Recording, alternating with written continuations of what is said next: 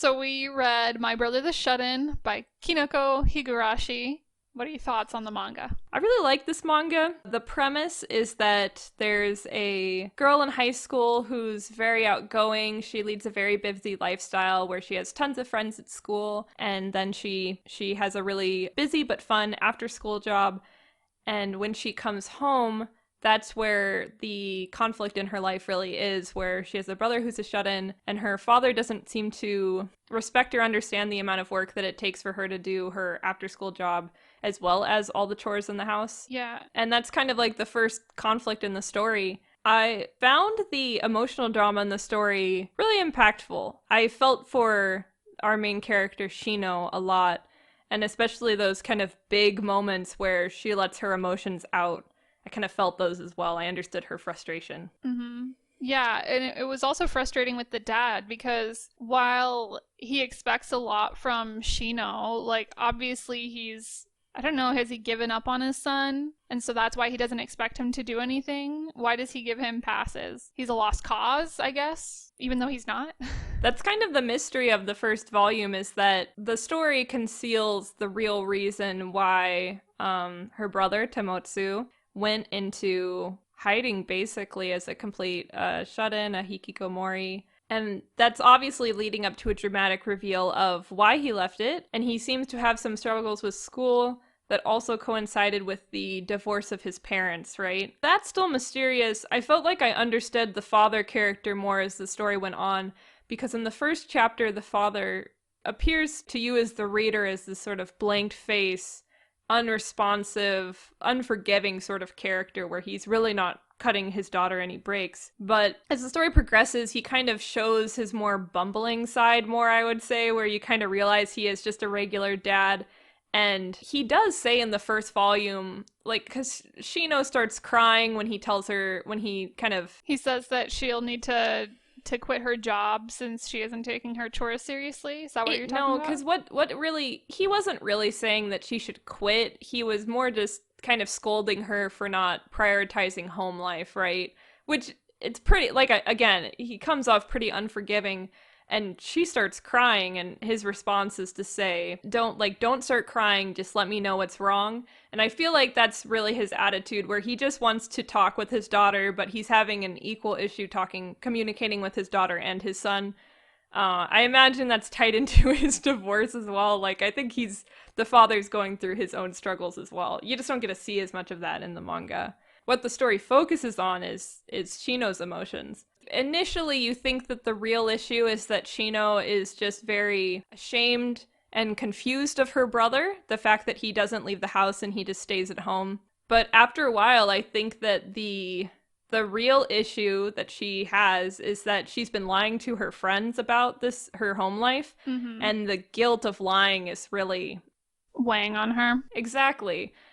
I thought that was kind of interesting that seems to be the real issue in the first volume. Like, it's not the brother as much, it's more of her reaction to the brother that weighs on her. The fact that she's lying, nobody knows that she even has a brother, let alone that he's a shut-in, that he comes out and like kind of inserts himself into her life where she built this whole life around not having him in it. Don't get me wrong, I like this manga, but I cringe a lot, and it made me kind of sad. And that is my feeling towards it eventually. Yeah, how did you feel about Shino? I totally sympathize with her. Mm-hmm. Completely. I mean, it's kind of strange. I don't think that, like, I totally get why she lied about having a brother. Because at that point, she might as well not have had one. Although it did make it so she couldn't have her friends come over in case they noticed that she had a brother and she lied about it. I have to say, I took a very different perspective with Shino as a character. I thought that she was very understandable in the first chapter, specifically the issue with her father expecting so much out of her. However, what really ends up happening is that her brother comes to this awakening. He's 20 years old, which is the age of adulthood in Japan, and he acknowledges that he needs to restart his life again. You know, he hid away from his entire high school and he's ready to start again. And he comes off as very awkward, and maybe, were those the parts that you were cringing at the brother or her? Yeah, I was cringing at the brother. Okay. He comes off as incredibly awkward. However, if you think about it from his perspective, what he's doing is monumental. It's not easy to reintroduce yourself into society after isolating yourself for that long. And really it's kind of a heroic story trying to come out of being like a hiki type person and living your lifestyle that way. So maybe for me, from like a more mature perspective, right? Compared to Shino, who's in high school and having to struggle with this all firsthand. I'll say from a mature and third party perspective, I felt that I wish that Shino would have encouraged her brother more or kind of acknowledged how hard he was working in order to come out, where Shino really, especially in the later chapters, she just immediately rejects him and she doesn't give him any leeway, and I don't think she acknowledges how difficult it is for him to do the things that he's doing. Yeah, but I mean, I get it because she's so bitter at the fact that she has like this part of her life that she feels she has to hide. And to her, Credit? yeah, to her credit, at the end of the first volume, it seems like she's going to help him. I think that that's what's to come is she's going to be a bit more sympathetic towards him. I also thought differently about the way that she hid her brother from her friends. I think that she ultimately regretted doing that because when she finally talked to her best friend Saki about the situation, they became closer than ever. And you could tell that when Saki was trying to come over to her house to visit her, you could tell that Saki was so uncomfortable about it because ultimately it was Shino that was pushing all of her friends away. When I was younger, I think there was definitely things at home that I could have hid from people, and it never really came to my mind to do that, and I'm glad that I never did. Like, you would hope that with your friends, that is the place where you could kind of talk and understand these things, you know? Yeah. And in the end, when you lie, it just makes things more awkward, Hmm. obviously, because it's not going to end up well. I think if she looked back, she wouldn't have hit it. Like, I have a feeling that the way that the story's progressing, ultimately, she's going to wish that she could have been a more support to her brother while he was a shut-in.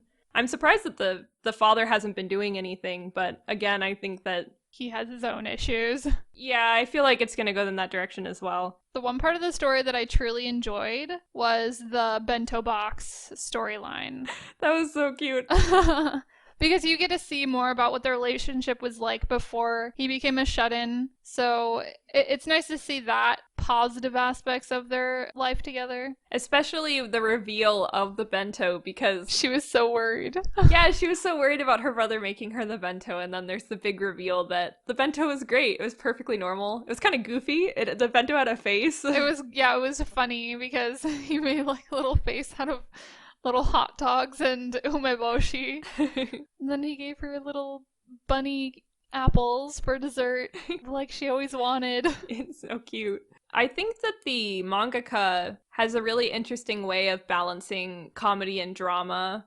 Ultimately, the story ends up being kind of funny, slice of life, but then when the dramatic moments hit, they do. I'm not going to say that this manga absolutely blew me away, but I'm definitely interested in reading more, which if you're interested in reading more, I feel like that's the real test of whether a manga's good or not, right? Yeah. One thing is, it's kind of frustrating with her, the love plot line. I could care less about her liking that boy, which I wish that I cared more about it, but I don't know what's wrong with it. That's not very appealing to me. It just seems sidetracked from the story. Yeah, it is a little bit removed. I feel like what may happen there is that there may be a contrast between them eventually dating and then the brother wanting to date or trying to date, perhaps. Yeah, that's where I feel like it's going to go. But I see what you mean. It was like it's cute. I really like the scene where they were dancing together at the school festival, I think, and the outfits that they wore. That was really cute. I like that scene a lot too. I like where Tamotsu, like realizes that his little sister can actually enjoy high school. I like when his like mask falls off and he's like, "Whoa." It that's the thing though, and I like this about the story where that's a cute moment where he kind of sees the side of his sister, but there's always like a little sliver of sadness because he realized that he basically gave up his entire high school life, right? Yeah, I think that's what the problem. It bummed me out. Oh, I see. It was a bummed out story. where I feel bad for him. I finally understand when you said cringe and sad. Yeah. You were cringing and getting sad at the brother at the same time. But the volume does end on a high note, and I appreciate that they didn't end it on like a sad fight moment. You know, like with it being like a chapter by chapter, they ended it on a good chapter. Just to talk a little bit about the author. So the author is a female. While reading it, I was honestly going back and forth a little bit about whether it was written by a female or a male. I almost feel like a guy could have written this story. Yeah, I assumed a guy. That's what it was too, and it's this weird thing where I was trying to think about why I thought it was a guy, and part of it has to do with the style a little bit, that it could be either, but I just feel like the way that the friendship was depicted reminded me more of the way that men depict female friendships. If that's kind of obscure, it's more of my impression of the work, right? Not like hard facts or anything. Mm-hmm. Why did you feel that way? Do you have any concrete reasons why? It was more of a feeling for me. No, and it was a feeling, and now that I'm thinking on it, if it was written by a man, I think that the main character would be the brother, and you would have his internal monologue of being hikikomori. Is that what it's called? Mm-hmm. Yeah, it makes sense that it was a girl because the main character is a girl, and you get to see a bit of the shoujo aspect of it with like the relationship. Would that be included if a man wrote it? I don't know. Am I being sexist? I don't know. Well, okay, here's really what's happening. So this mangaka, Kinoko Higurashi, she debuted in 2008, and from 2008 to 2009, she published a few shoujo manga. So she started off as a shoujo mangaka, and I just looked at the covers of these manga. I don't think that they're scanlated or anything. They looked like pretty typical shoujo. She then took a pause from working. I feel like maybe those just weren't that successful. And she started making manga again in 2012 up until now. And after that, she started publishing in a seinen manga. So this story is directed towards young men. And I think that's why that the brother is such an important character. In fact, if you read the side panels, the kind of like mangaka's notes in the manga, you can see that she initially intended this story to be only about a shut-in. Yeah, and it was too boring. Yeah, it got rejected because it was too boring. And she admitted it. But I think that the reason why we kind of got that feeling that a guy could have written it is really because she's writing the story for men as well. It's in like a men's magazine.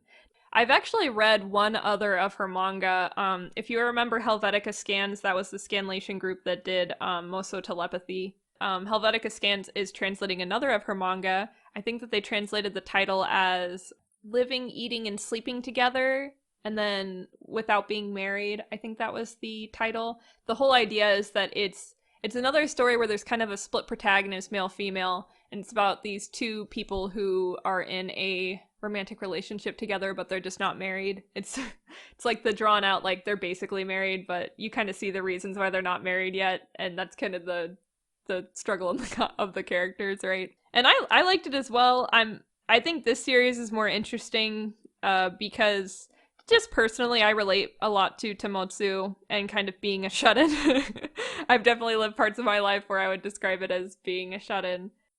And also I like the perspective of Shino as the high school girl. I think that's cute compared to the other story, although that was good as well. But yeah, I'm interested to see how this story turns out. It's 6 volumes and it's already completed, so yeah. You know, I feel like they're trying to like quell all of your fears about her best friend, but even at the end, I still feel this ominous feeling that her friend is not going to be a good person. I don't know why. Even though like based off of that one interaction, she seemed genuine. I just have like this bad feeling. What bad thing is going to happen? There has to be something, right? My idea for what the bad thing was going to be is I thought that the brother was going to have a crush on her. On her best friend. They were going to go through all these wacky situations where it's like, no, you can't date my best friend. Brother, get out of my high school life. Yeah. That would be interesting. We'll see. He's going to date it sometime. I know that has to be part of the story. I bet they're going to go on a really awkward double date and she's going to hate it. By she, I mean Shino, the main girl. So, like I said, I'm probably going to finish the series to the end. Do you actually want to read more, like from your perspective, or would you just say like, drop it? Yeah, I would read more, especially if it's short. I'd like to see where it goes. And I hope it's not totally going to bum me out for the rest of it, but you know, I feel like it's hitting pretty deep. It's not a superficial Mm-hmm. manga. I feel like it has some interesting takes. I just hope it's not so sad. Mm-hmm. I do think that this is more of an average. My reaction to it's more average. I'm not saying that this is like you have to read this manga. It's absolutely amazing. I'm saying it's a very competent and interesting story. And I kind of like this middle of the road, pretty good manga that end pretty soon. There's just something about it being a completed story that I enjoy. It's kind of sad though, because you know the mangaka always wants to write more usually, but Not always. I feel like, yeah, sure, they want to work more, but with the single story, wouldn't you feel pressure if you were ready to end it, but you felt like you had to keep on going? okay. I think that's all of our thoughts.